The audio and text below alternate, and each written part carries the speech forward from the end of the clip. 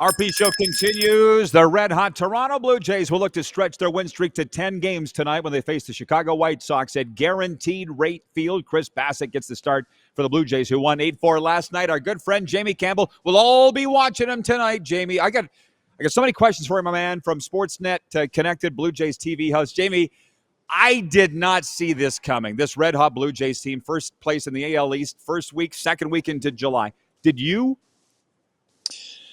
Well, I knew they'd be competitive. Nice to see you, by the way, Rod. But there have been some things going on behind the scenes with this team, very analytically based, very coach and player based.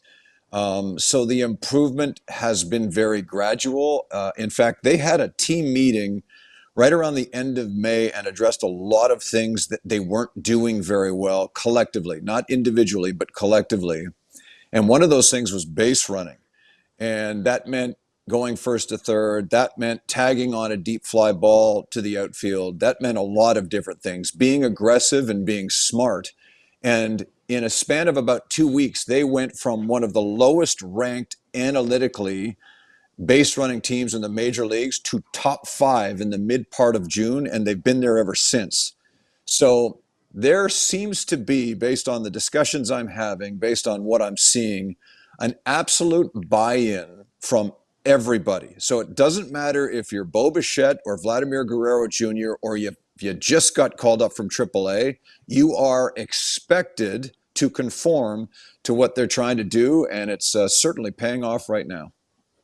Is it ever? And I'm sure a lot of fun for you. By the way, Moose Jaw says hi. That's where I'm spending the summer. They said you've done multiple events here, and they love you, just like every community across the country.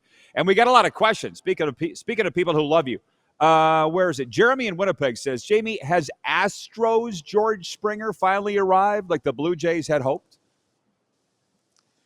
George Springer is an incredible story. He's 35 years of age. He's got 1 year next year left on a lengthy contract. And quite truthfully, I work with people who played this game at the major league level who in spring training seriously thought that he would be a DFA, designated for assignment candidate, at some point this year. So I will tip my cap to George Springer for what he has done. His approach at the plate has been the result of a massive wholesale change. And I believe what happened was his new hitting coaches plus manager John Schneider went to him in the offseason and said, we just want you to go up every time and take your hacks, but make sure it's your A swing. You know, don't be too concerned with needing to put the ball in play. Don't be overly concerned with moving a runner over from second to third. Put your A swing on that baseball and take your best shot. And the results are right in front of us. Quite frankly, the guy should be an all-star. He might still, if somebody backs out. There are multiple reasons why the Blue Jays are in first place. And I think George Springer is the primary reason right now, given that if you had to pick a most valuable player of this team, I don't know of anybody that covers this team on a daily basis that wouldn't select him. Nice. By the way, I've got a lot of fun questions for you. Not that these aren't, but I mean, this is the stuff you talk about every day. But we got to make the viewers happy, right? Troy in Toronto says, can you ask Jamie if he thinks this version of the Blue Jays is sustainable? Can we win the division or get a wild card spot? Can I add to that? How active do you think they will be prior to the trade deadline? First of all, they'll be very active now, right? And I don't know what ownership is thinking, but if I'm part of ownership and I'm part of the decision making, I'm seeing what's happening now, and I'm seeing a window of opportunity. There appears to be, and this word might be a bit of a stretch, a level of mediocrity throughout the American League that is hard to explain at this point. There are a lot of teams that caught fire early on, notably the New York Yankees, who have fallen behind. Detroit has raced out to the top of the American League Central and never looked back. They're sort of an outlier in that respect. Houston's caught fire as well, but this is a chance. And as most people know, this team hasn't won anything of, you know, significance since 1992 and 93. So why not, right? So yes, I expect them to be very aggressive. They have a much better farm system than they did even 2 years ago. So if I'm running that club, I'm using some of those assets and I'm going and getting pieces to help. Um, I forget what the other question was, but I'm sure we'll get around to answering it. Yes, if it's sustainable. They're in first place now. How sustainable is it?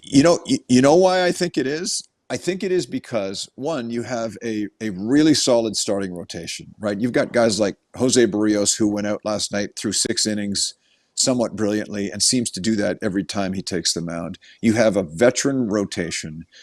You have an interchangeable bullpen that has been really good at times and not so good at others. That can be addressed with one, depth in the minor leagues, or two, acquisitions at the deadline.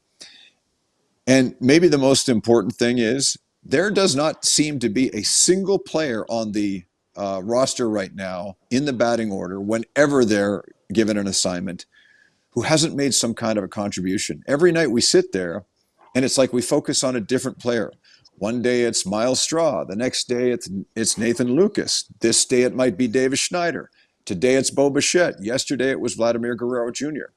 1 through 9, everybody has committed to making this thing work and playing as good of a ball game each night as they possibly can.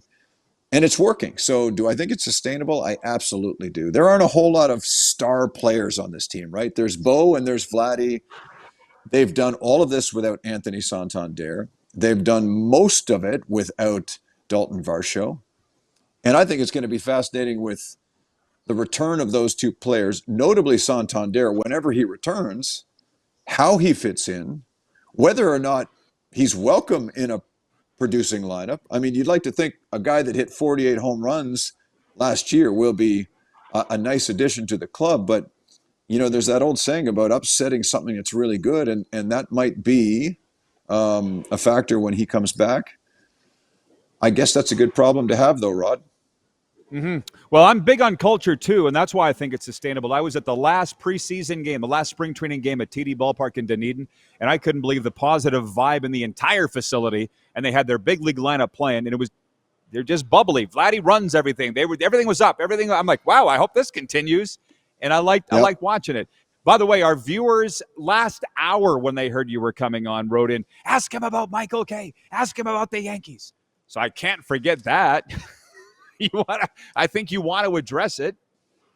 Well, um, you know, when the Blue Jays completed that 4 game sweep of the Yankees, the fervor inside that stadium and throughout the country for those who were watching was very evident. And as some people know, Mr. K made a comment after the second of those 4 games saying he didn't think the Blue Jays were a first place team. And to be honest, all I was pointing out after the sweep was completed was that, in fact, they are a first place team because it says right in the standings that they lead that division at that time by 1. So the comment I made was not intended to be disrespectful. I didn't feel it was disrespectful.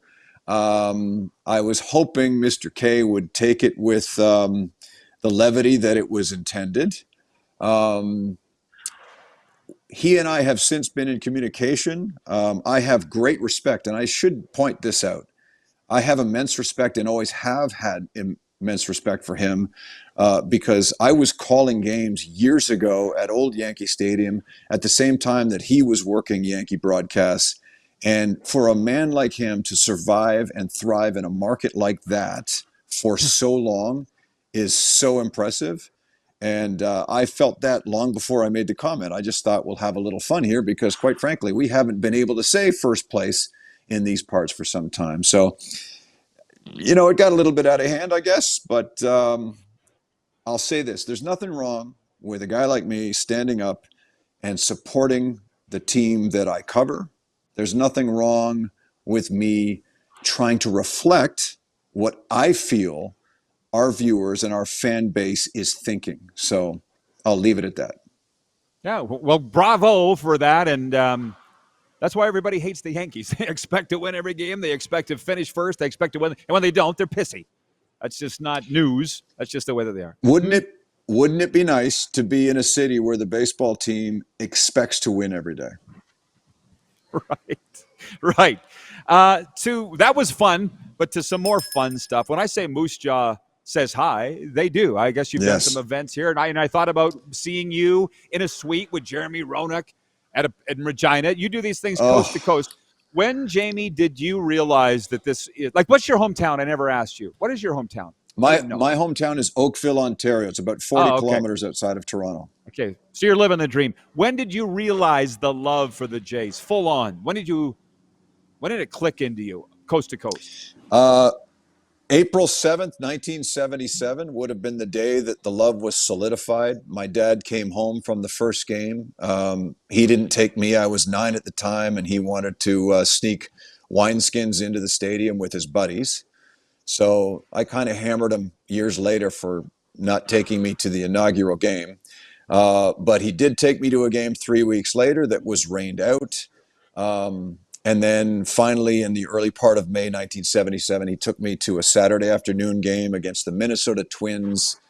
And I have a very clear memory of running down to the field and having one of the stars of the Twins, a guy by the name of Lyman Bostock, turn around, stand up, and come over and introduce himself to me. And I was completely fixated on the fact that this guy, whose baseball card I had at home, gave two hoots about a redheaded kid from Oakville. And that was probably the day I was formally hooked on big league baseball.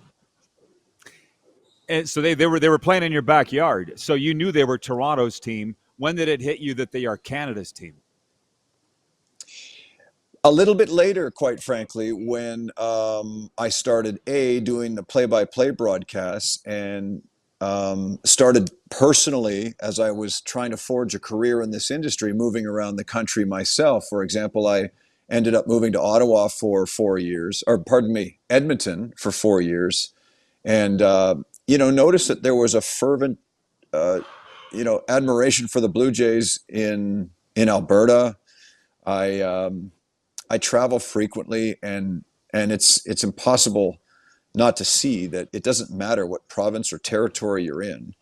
People seem to latch on to this baseball team. It might be that we're Canadians and the winters are a bit too long. So when the weather gets nice, people want to get outside and do something. And oftentimes that means grabbing a couple of gloves and playing baseball with somebody that you love. So it doesn't surprise me. It's so joyful to be in a small place and have people want to come up and chat about the ball club.